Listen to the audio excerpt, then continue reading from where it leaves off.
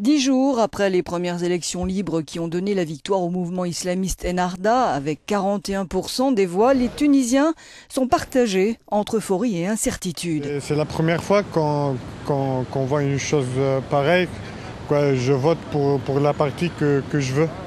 Ça m'inquiète beaucoup au niveau de l'éducation, de la liberté de la femme, du travail, de tout. Merci.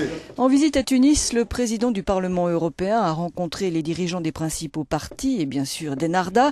Djebali Hamadi, numéro 2 du parti, s'est imposé comme le visage modéré d'Ennahda après des années passées en prison sous Ben Ali. Pressenti comme futur Premier ministre, il s'est voulu rassurant. L'État doit être un État de citoyenneté, un État civil de citoyenneté, où tous les citoyens trouveront leurs droits, quelle que soit leur appartenance politique, confessionnelle, etc.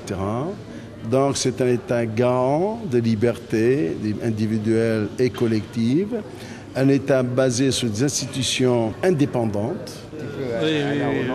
Pour le chef de la mission européenne en Tunisie, ces élections, c'est sûr, représentent une grande avancée. La grande différence maintenant, c'est que c'est un pays libre. C'est ce que j'ai pu observer au cours des 9 derniers mois. Nous pouvons parler à beaucoup plus de gens, aux associations, aux dirigeants politiques, ce qui était impossible avant. À bien des égards, c'est aussi comme un nouveau souffle pour nos relations et pour les Européens.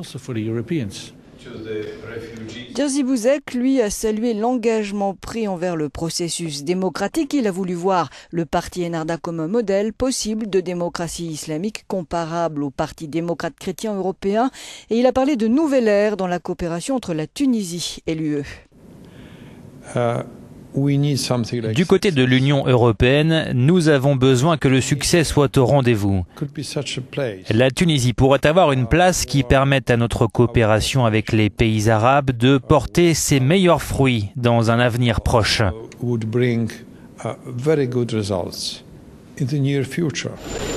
Un gouvernement de coalition nationale sortira de ces élections impliquant les principaux partis aux côtés d'Ennahda.